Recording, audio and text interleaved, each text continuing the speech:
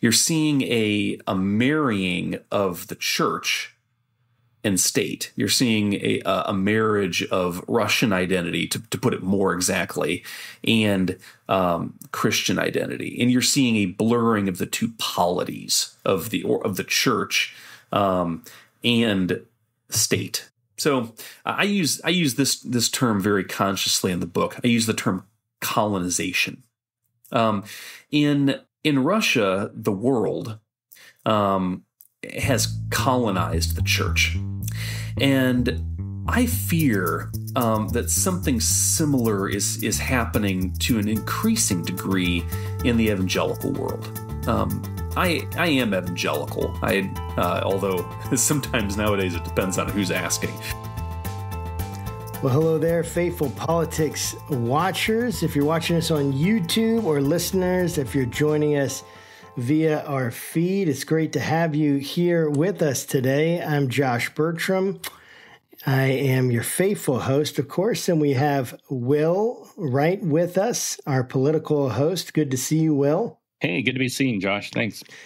Good. Well, today we are thrilled to have Joel Looper with us. Joel is a dynamic communicator, writer, and researcher with extensive teaching experience.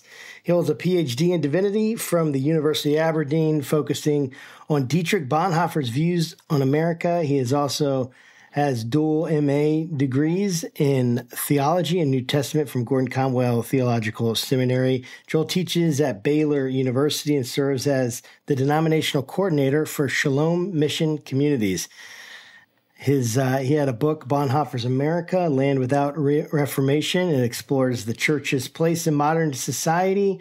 And his writings have appeared in numerous academic journals and media outlets, including the Los Angeles Review of Books. And today we're with him to talk about his latest book, Another Gospel, which explores the ideas of Christian nationalism and the way that the evangelical church has played into what he considers another gospel. And we're definitely sympathetic with him on that. Joel, welcome to the podcast. We're excited to discuss your insights on Christian nationalism and the Christian vision of a community here with us today. Thanks so much for being here. Yeah, thanks, Josh. It's great to be here. Yeah, well, just to start, I always read these biographies, I'm going and I'm putting them together. And I got to tell you, man, thank God for ChatGPT. We used to have to go and try to pull it all together, but now we can take it and we can copy and paste and say, hey, here's his curriculum, his CV, his curriculum vitae, or however you say that. And now let's figure out what's going on. But of course, that just gives a little snapshot of who you are. Maybe I would love for you to kind of, who is Joel Looper? And then why did you decide to write a book about Christian nationalism? Well, I was going to say that little clip that you said that you used at the beginning in introducing me was familiar. I was thinking, where have I heard this before? This sounds really impressive. Who is this guy? and it was what I put at the top of my CV. In fact, I'm not even sure I wrote it. It could be somebody else who I was somebody else's material. Who I plagiarized. Somebody that resume editor or something. I hear you on that.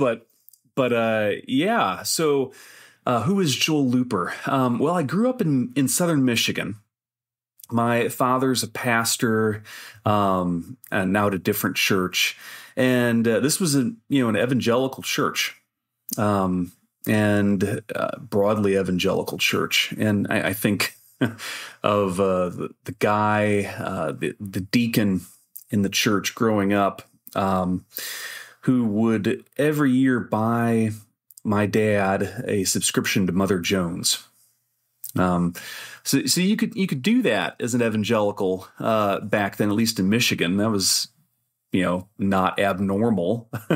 I think we definitely had some moral majority folks around too, but it was, it was a broad, a broad church. I went back there in 2015, I think, with my then fiance, now wife. And we were in a conversation with one of the elders of the church, and he said, I asked him about Trump, of course, because everybody was talking about Trump at this point. Of course. And he said, after looking over his shoulder, by the way, he said, well, I think he's Hitler, but you can't say that around here. And so I was beginning to see that there was a divide in this church, and this church was very similar to many other churches around the country. There's a divide right down the middle. Many people who were very concerned about Trump are very politically conservative. And you all have been watching this unfold, right? As in the last 8 years, and you've been even as people who do this all the time, you've been astonished. I have to imagine, and I have too. I continue to be astonished, and so I think it was at the peak of my astonishment, just after January 6th, 2021, that I decided, you know what, I think I'm going to have to, write something on this. I don't quite know what it's going to be yet. My Bonhoeffer book was just coming out then, which was my dissertation, and I was still using whatever free time I had to fix that up, finish the edits. But once the thought came to me, I was reading Galatians 1 when it did, of course, that, as Paul put it, there might be another gospel here rather than the faith once given. Once that thought came to mind, I started exploring it. Well, what exactly is similar and what's different? Are these just differences of opinion? And to be sure, a lot of political values and the way we see things are differences of opinion, that rational people can hold different beliefs. But I think I started to see this, this movement we call Christian nationalism as another gospel first, because like the people in Galatians that we call Judaizers, these early Christians who wanted the early believers to continue following the Jewish national customs that, and even Gentiles to continue following Jewish national customs, that Christian nationalists want the church to, or let's put it this way, try that again. They want Christians in this nation to make America their primary polity and not the one holy Catholic and Apostolic Church. And that rubbed Paul the wrong way. He said, if you remember, maybe you should just go the whole way and cut it off. Maybe that's what you should do. In referring to circumcision, of course. So making those kind of, saying those kind of things, indicates that he's rather upset, and thinks this is rather important. And so, I think it's rather important that, that so many Christians are living the gospel of America. And there are a number of ways you can do that, I think, of a certain vision of America, rather than thinking, first of all, about the church's gospel and what we've been entrusted. So that's why I wrote the book. That's really cool. Maybe we can just do a little level setting just to define some terms. Sure. So Christian nationalism, this term that most of America, well, I shouldn't say that, like a portion of America has heard of, but may not necessarily know how to define it. So I'd love for you to, kind of frame what Christian nationalism is sort of in the context of your book, and then maybe even more so, like how you would frame it through the context of it being like another gospel. That's a good question. So the sociologists Sam Perry and Andrew Whitehead define it like this, and I'll use their definition to get a little bit closer to where I'm at. And by the way, any listeners out there, I'd recommend Perry and Whitehead's book, Taking America Back for God. It's a great book. Yeah. And also listen to our interviews of both of them as well. Yeah. Well, now I'm going to have to go back and do that too. But they define Christian nationalism as a cultural framework that blurs distinctions between Christian identity and American identity, viewing the two as closely related and seeking to enhance and preserve their union. So that, I think, is relatively rare in the United States. There aren't a lot of people who think of themselves as blending or even very rigorously blend Christian identity and American identity. Full-on Christian nationalists. Folks like Stephen Wolfe, Dusty Devers in Oklahoma, they exist, to be sure. There are a good number of people in certain corners of the Reformed Christianity or Pentecostalism, like Trump's former advisor, Paula White. His prophet, like the kings of old. There you go. Yeah. So these people certainly exist. Prophetess. Sorry. But I don't think they're numerous. I don't think that percentage as a percentage of the population, we're talking about a lot of people. Now, a counter with that. A Pew study in 2022 found that 45% of Americans believe that the U.S. should be a Christian nation. Should be a Christian nation. The thing is, there's a whole lot of disagreement about what's meant by that. Does that just mean that we should be a little bit nicer? Does that mean that we should, if someone is, Muslim or an atheist or what have you, that they shouldn't have the same rights or the same ability to shape public policy or what? I don't think there are very many people in that 45% that would go that far. What they mean is we just want to win a little bit more. We just want our side to win a little bit more. We think that would be better. So, and we call that Christian. So,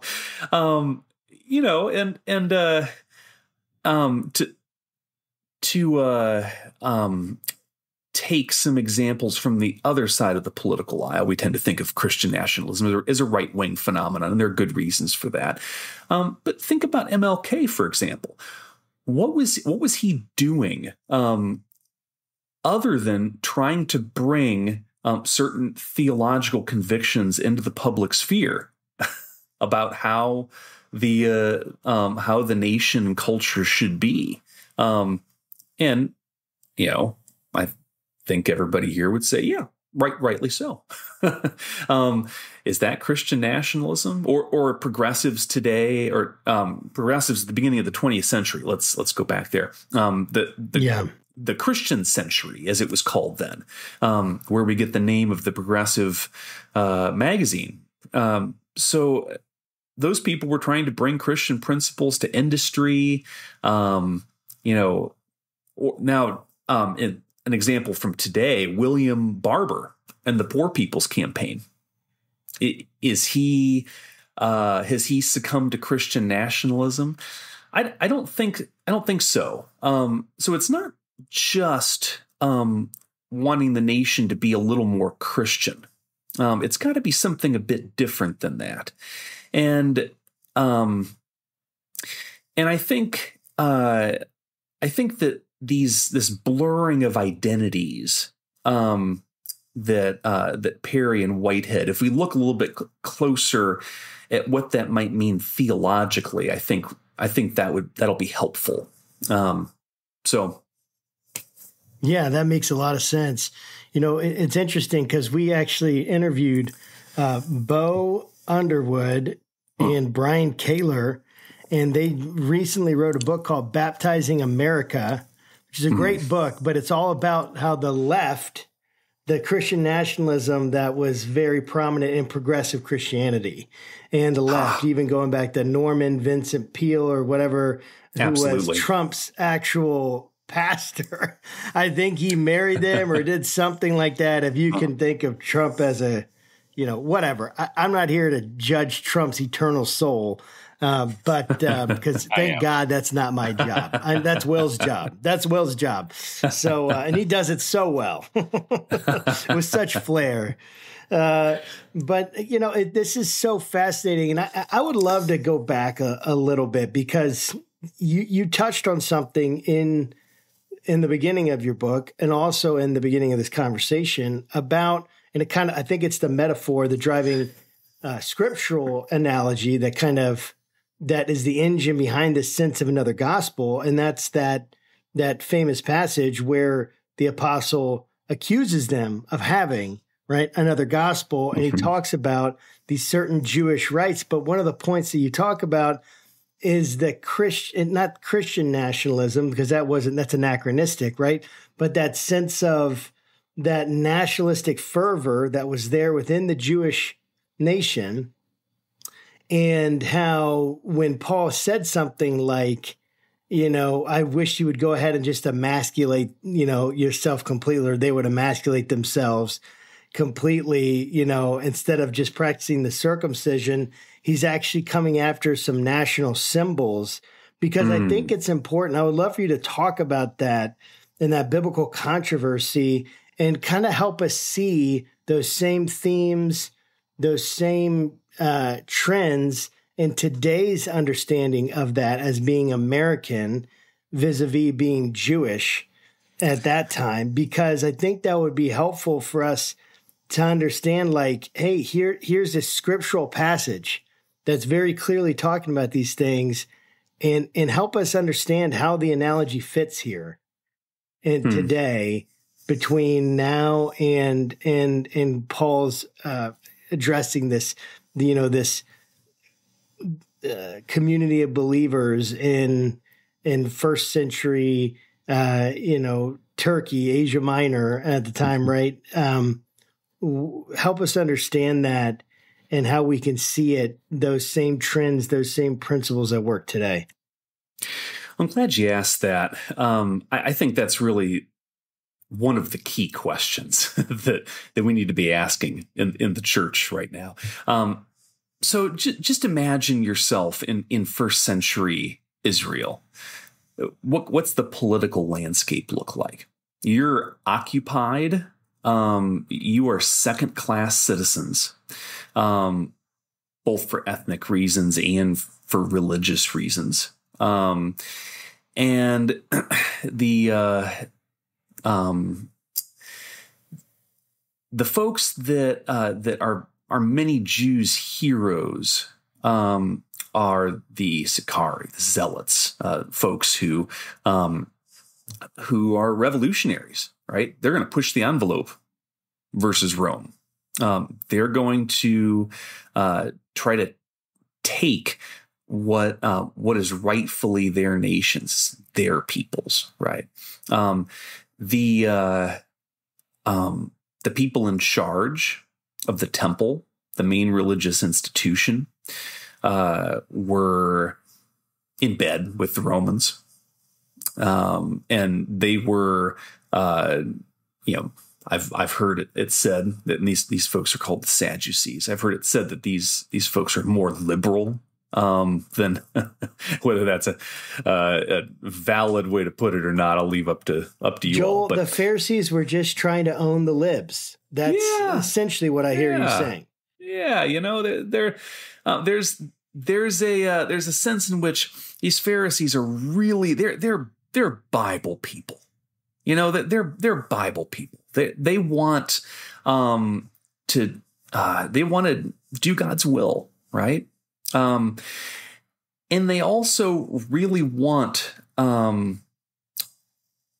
their religious space and their national space to be theirs, and there for their children.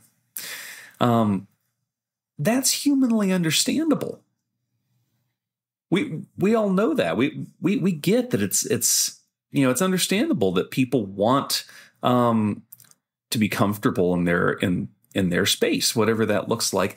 But we have to consider how first Jesus and then Paul reacted to those desires. Jesus was constantly arguing with the Pharisees, the people that he was probably closest to theologically. He was always arguing with them. He wasn't bothering to denounce the Romans. That may have been in the background in some cases, but that wasn't his main interest. And when he did talk to the Sadducees, he certainly disagreed with them, but he didn't go out of his way to go owning them on national television, so to speak, or go on every podcast and blast them. I think that there are significant things we can learn just from considering the fact that our Lord, Jesus, ended his political career in death, in utter failure, according to the eyes of the world. That's worth considering. Paul celebrates this. He says in Philippians 2, so he was obedient even to the point of death, even death on a cross, and so therefore God raised him up.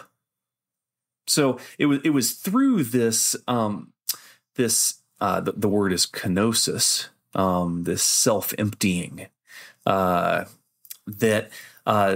that Christ was vindicated. So let's take that to the controversy between Jew and Gentile that Paul was dealing with in Galatians. These first Christians, remember, they're all Jews, right? Now, every single one of them are Jewish. And so many of them are saying, well, God gave us the law. This is the foundation of our nation. We have to be faithful to that. And people who are coming to believe in the Jewish Messiah, you're now telling them that they don't have to follow our law, that was given by God. What are you talking about? So the Messiah arrives, and then there are people like Paul who are out there, at the pinnacle of history here, are saying, okay, now it's time that we abandon all these things that God has done for us. This is what the Judaizers felt was going on. So the stakes were even higher for them than they would be for us. And people certainly today feel like the stakes are high in American politics, right? And in the American church. And so Paul had no patience with this whatsoever, though. The gospel that Paul announced was a gospel for all, because there's only one God, right? One Lord, one faith, one baptism, and so one church. There isn't a church that's the church for real Americans, and then the church for whoever else it might be, and so that's not what Trump told me. Yeah, right. That isn't what Trump told us. So if there's only one church, and that is to be our polity, our people, then just to take an example, it becomes impossible to say, okay, we're going to keep other Christians out of the United States when they're in dire need. When a Salvadoran Christian is being persecuted by a gang or his government or her government, and we're gonna say, okay, shut the build the wall, get them out. We have every right, because it's more important that we take care of Americans than that we and ourselves than that we are open to these other believers. That is anathema. That shows, if one is saying that shows you've swallowed another gospel.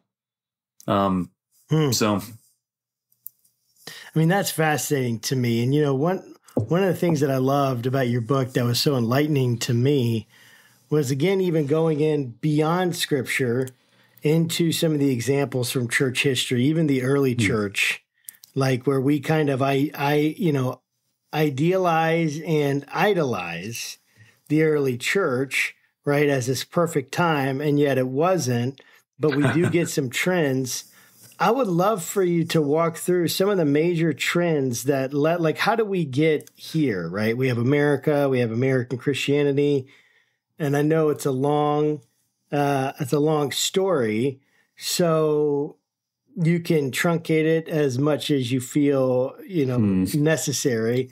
But how do we get here from where Paul is saying, all these symbols of Jewish nationalism, they're not appropriate for the true living of the gospel. And now we're here in America dealing with these issues. What are these major trends? Well, I'm an Anabaptist. I'm a Mennonite. Nice. For those of us who are a part of the Radical Reformation, that we're going to come in and hate on Constantine at some point, and I'm going to do that too. You've heard this before. You're going to hear it. You're going to hear it again right now. So when Christians were in the minority, in the Roman Empire, they certainly weren't always faithful. Paul, 1 Corinthians 5, this guy's sleeping with his mother-in-law. What's going on here? Or with his mother or his father's wife or whatever it is. Clearly, there was sin in the church. Clearly, there were issues before Constantine. But we didn't have the temptation, and I use that word consciously. We didn't have the temptation of trying to make the world turn out right, because we couldn't. We couldn't make the world turn out right. It wasn't in our power. Now, and since 312, and especially since perhaps around the early 390s, when Emperor Theodosius banned other religions, other non-Christian religions, it has been very easy for us to think, okay, at least religiously speaking, as far as faithfulness of people, and whatnot, we have to make the world turn out right. That's an illusion. We can't make the world turn out right. We can't, make Trump lose the election, or make the woke mob leave whoever alone, and we can't do these things.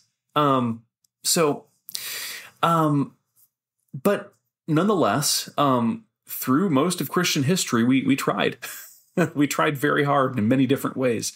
So I think of America, right from the get-go, we have John Winthrop, who his famous sermon, he's still aboard ship, about to start his colony. He speaks of America as a city on a hill. Well, for those of you who know the Sermon on the Mount, what really was the city on the hill? The church. It's the church. It's not the nation. So yes. we're just doing this. We're doing this same thing again. It's the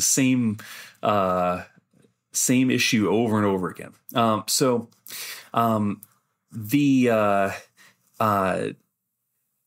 The American nation was substituted for the church or for Israel over and over again in the American social imaginary as the ages went on. If you read the book, I talk a little bit about how this impacted Native Americans. It definitely impacted Black Americans, and it's impacting many people in various ways today. But I think what I want to emphasize is that it impacts the church.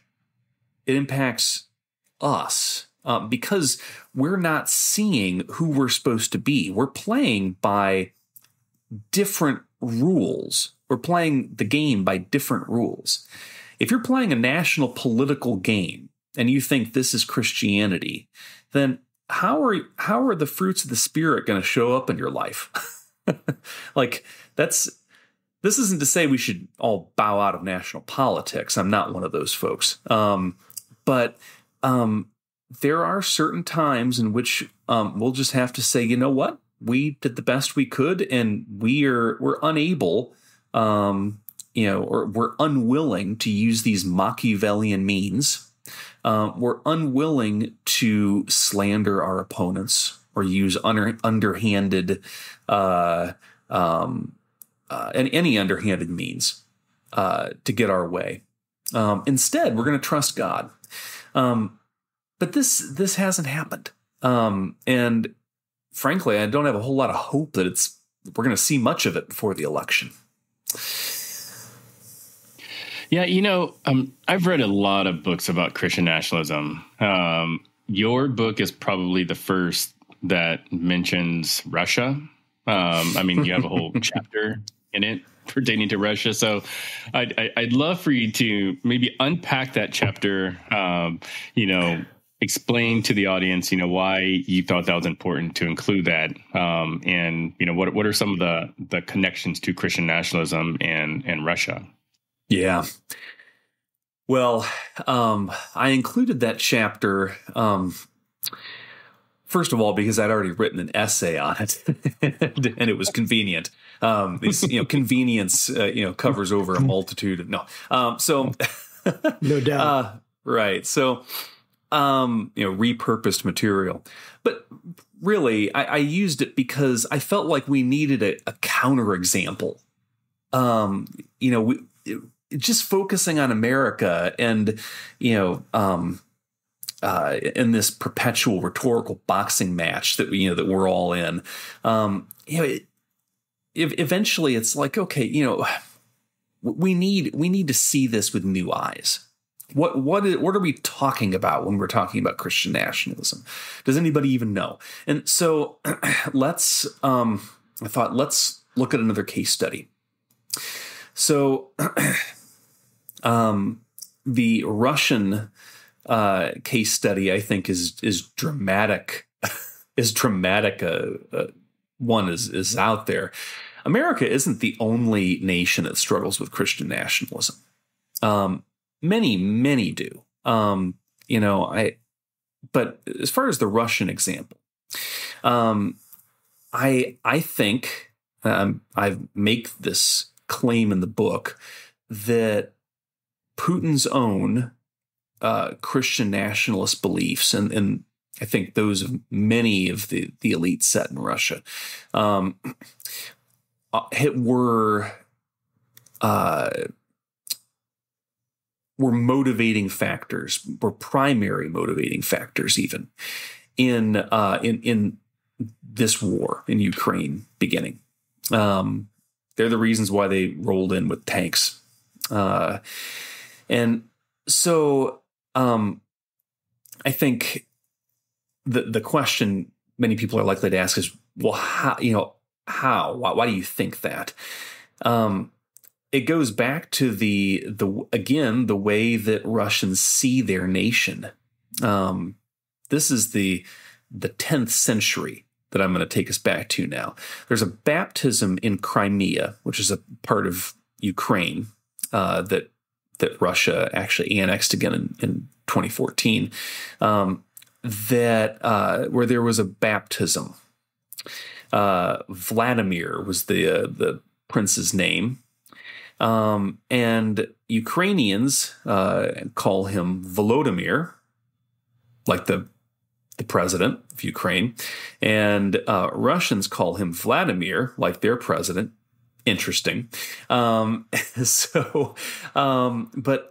Vladimir the Great was neither a Ukrainian or Russian, since those nationalities didn't exist yet. He was a Viking. I think that's worth bringing out.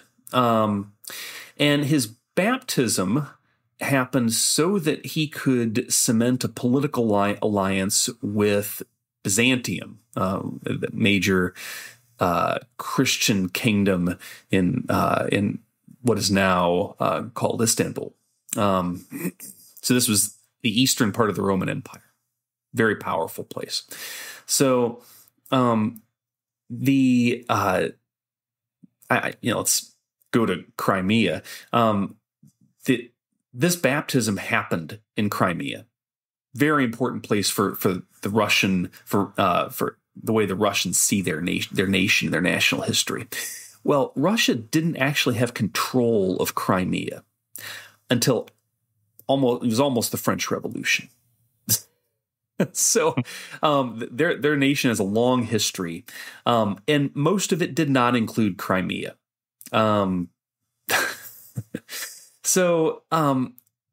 This idea that Russia is a Christian nation that goes back to this baptism, and that God ordained, and gave this area to Russia. It is something that I think sort of dawned in the 19th century and didn't completely go. It wasn't entirely underground, even during the Soviet era. But in 1988, the 1,000th year anniversary of this baptism, even the Soviet Union is still still atheist, right? That didn't change. But you have celebrations of this baptism all over the Soviet Union. And so religion, the gospel, right, and Russian identity are still just tied together, despite more than almost 75 years of at least official atheism. So after the fall of the Berlin Wall and the Soviet Union crumbling, you immediately start to see a change in the Russian religious landscape. You see more churches being built, to shorten a very long story here. You see the Orthodox Church gaining a very prominent position in the armed forces, and especially among nuclear analysts and scientists. And what you don't see, though, is you don't see huge numbers of people in church. You don't see huge numbers of people in church. Lots of people call themselves Orthodox. Something like 80%. I think the number escapes me. Even more than that. And on an average Sunday, you're likely to see well under 10%. 6% is the number that seems to come up. So 6% of Russians being in church. There are many more Ukrainians in church on a given Sunday. There are more people in many Western European countries in church on a given Sunday than in Russia. And so, what's going on here? Why is the Orthodox Church being given such power? What's happening here exactly? It's about the identity. It's about Russian identity, and the Orthodox Church being made to buttress it. So it's a long story, but that is at least the beginning. And so if you see the Ukrainians being called satanic, as they have been over and over again, or the LGBTQ movement being brought up in this, in this conversation by Putin or Medvedev or other Russian talking heads. What's happening there? You're seeing a marrying of the church and state. You're seeing a marriage of Russian identity, to put it more exactly, and Christian identity. And you're seeing a blurring of the two polities of the church and state. So I use this term very consciously in the book. I use the term colonization. In Russia, the world has colonized the church. And I fear that something similar is happening to an increasing degree in the evangelical world. I am evangelical. Although sometimes nowadays it depends on who's asking. Yes. But I think we are in grave danger of being overrun. And we're the ones who are letting the world into the church. It's no one else. It's not the libs. Yeah. It's us. So.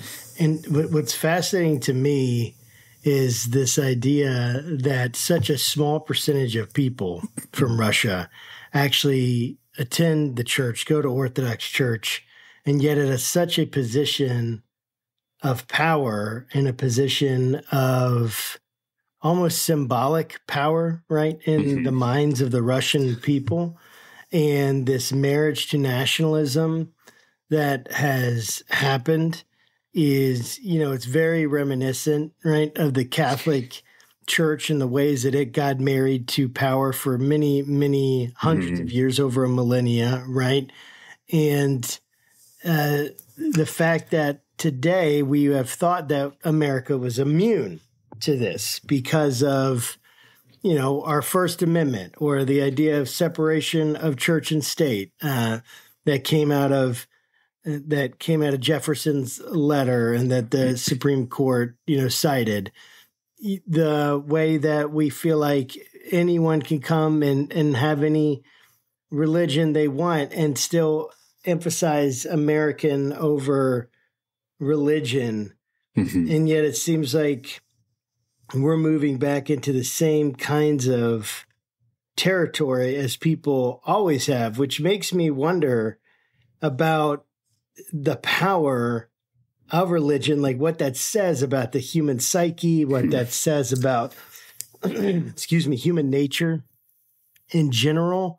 And, I know that you interact with different writers, Christian nationalist writers, and a lot of people would hear that, you quoted or referred to rather a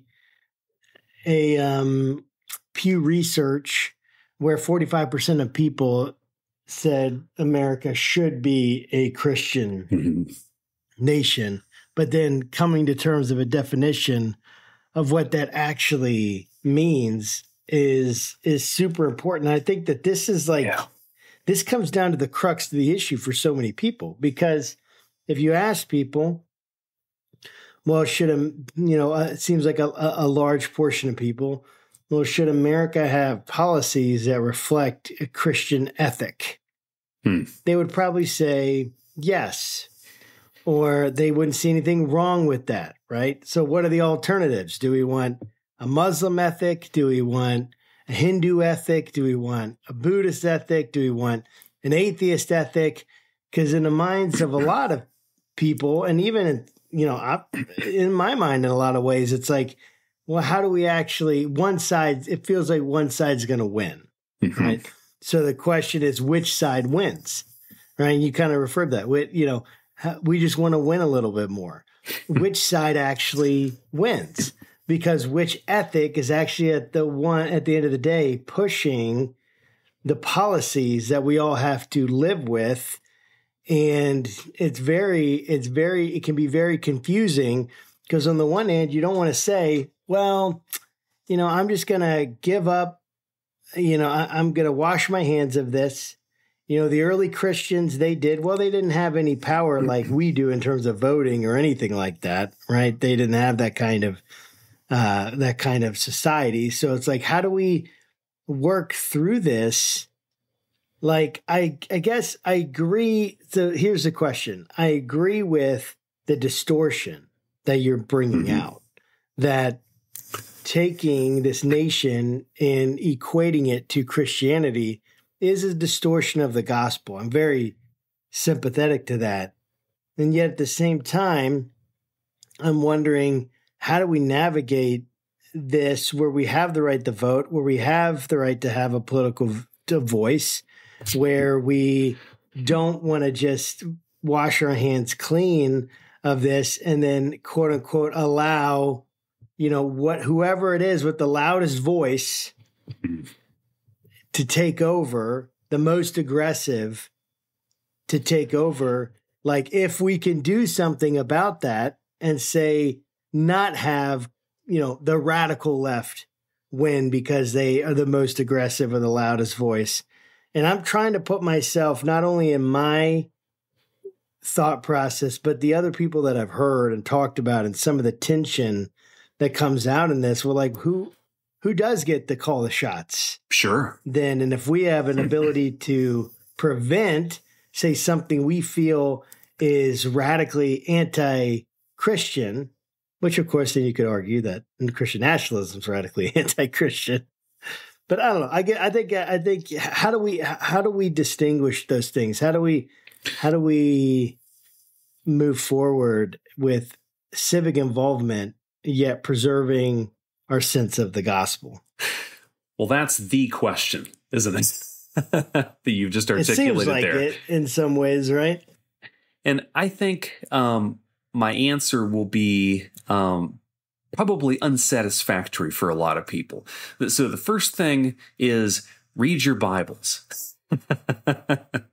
And more a more full answer is in community, we need to be discerning what the shape of this story is that we're all living, and how today we should be continuing to improvise on those themes.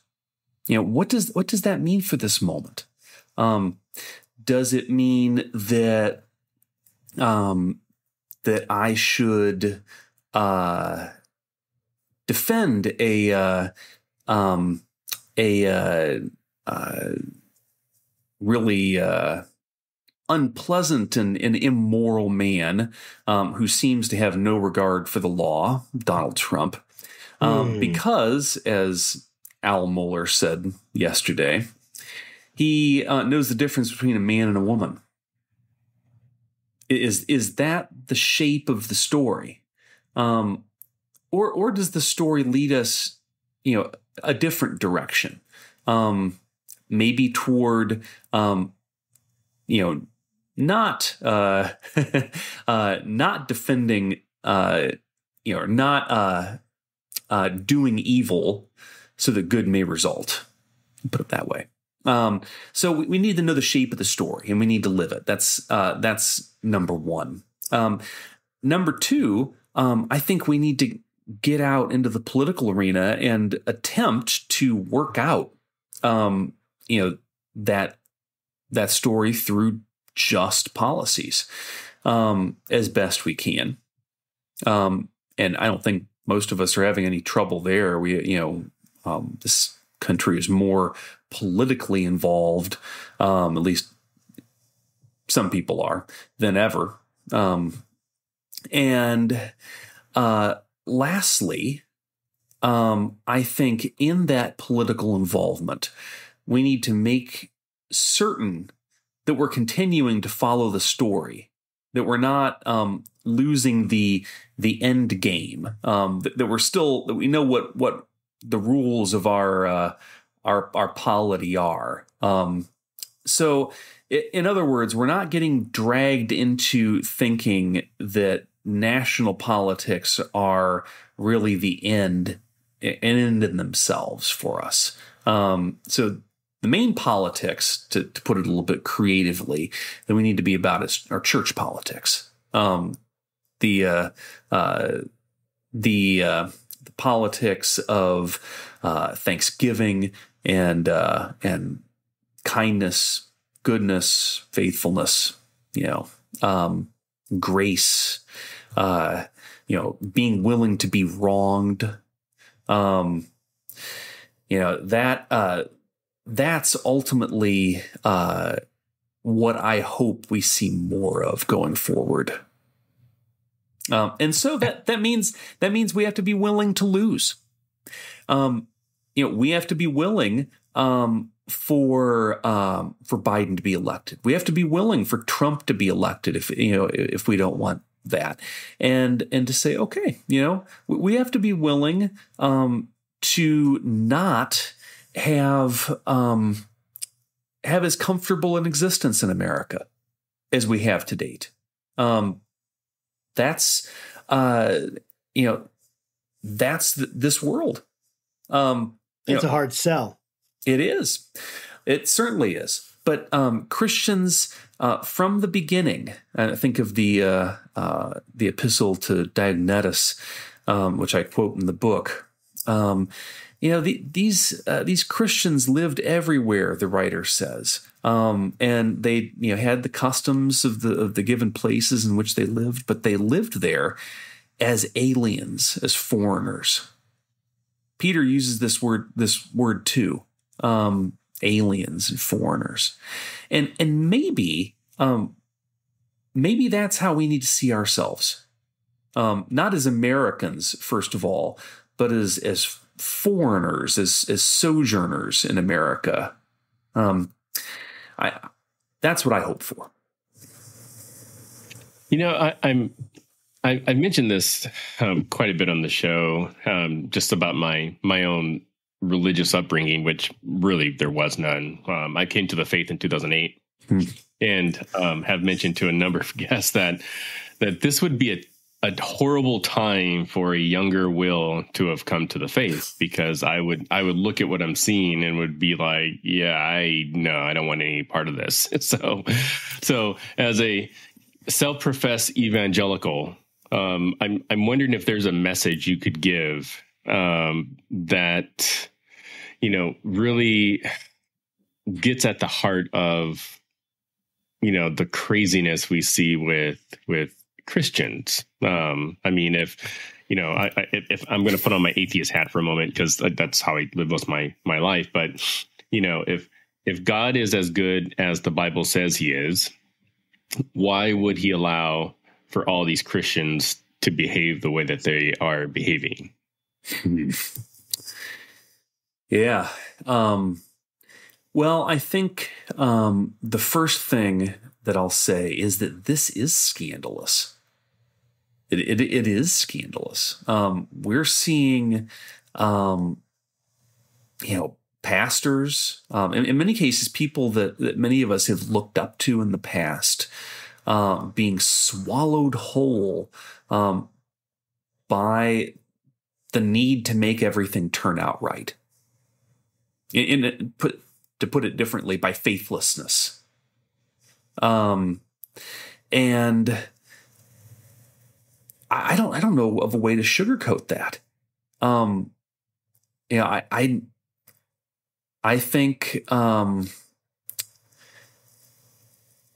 I think that we're I've a number of my friends have left the faith in recent years too, and there's not much with regard to the church that I can say to them. They've seen this faithlessness in too many people that they've looked up to. So I don't know that there's a positive word about the church or about the nation that I have. The only one is that we have a God that raises the dead. So that's. I mean, no, I really love that, Joel, because I felt like I've been in the same place at several points. I probably struggled, if I'm being totally honest and transparent, I've struggled more with my faith in the last 6 years than I have ever in my life. And normally, you struggle with your faith when you're a teenager, and you wonder, and I did have some of that, but I, as an adult with an adult faith and an adult experience of God, I've often found myself in the last 6 years wondering why, asking that question way more, realizing how unsatisfactory many times the answer is, because there just isn't a satisfactory answer for the question why many times in terms of an existential why. I mean, I know you can look at cause and effect and things like that, but I found myself very much in the same place. And I'm very disturbed by a lot of the ways that people have left the faith, gone a different direction that I've known. And at the same time, yet I find myself with more understanding and compassion for that. But to your point, every time I felt that way, when I've gone back to Jesus, when I've gone back to the Gospels and I've gone back to Jesus, looking at the words of Jesus, reading Jesus, about the stories of Jesus, if it weren't for Jesus, I wouldn't be a Christian. I know that sounds like basically self-evident, but I don't know if it is as self-evident anymore.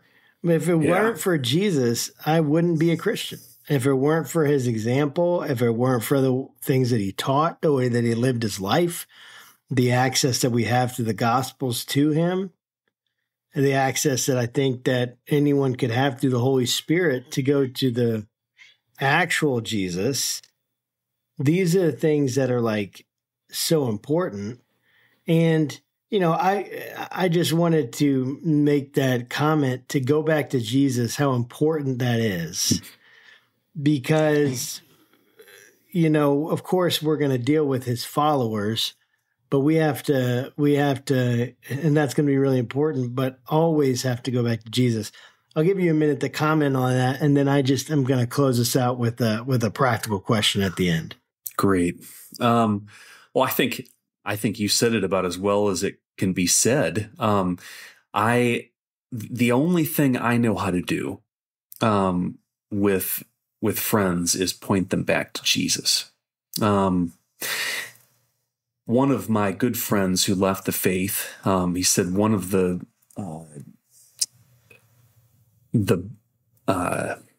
dominoes that tipped over for him, and there are a number, I think, without getting into his story, was that I sent him a book on the history of American evangelicalism. And he read it, and it disturbed him so deeply that he thought, these this movement that I've been a part of, these people, these churches, maybe aren't what I had. Then they definitely aren't what I had thought. I didn't just have a bad experience. It's just bad out there. And so, I think the only way that one can approach that is to look at Jesus and to ask, well, how might Jesus be working through these people even despite themselves? How is Jesus working through me despite myself with all the errors that I've made? That hasn't worked for him. That hasn't worked for some of my other friends. But I think that's the path for us. It's the path for me. Yeah, that makes sense. Well, Joel, thanks so much for being on the podcast with us today. Your book comes out in August. How can people pick it up, and how can they follow your work? Well, you can find the book on Amazon. You can find me at joellooper.com. Sign up for... what you should do is you should buy the book, and then Erdman's, the publisher, will send you an advanced digital copy. And there is, for those that sign up, a discussion on August 22nd, 5 days before the book comes out, where we can, talk a little bit more about what we've talked about today, some of these issues with Christian nationalism, and who knows, maybe somebody will come up with the answer. I'm kind of doubting it, but it could happen. So, well, that's great. So pick up the book on Amazon or wherever you find your books. Well, thank you so much, Joel. It's been an absolute pleasure to have you on the program today. Thanks, guys.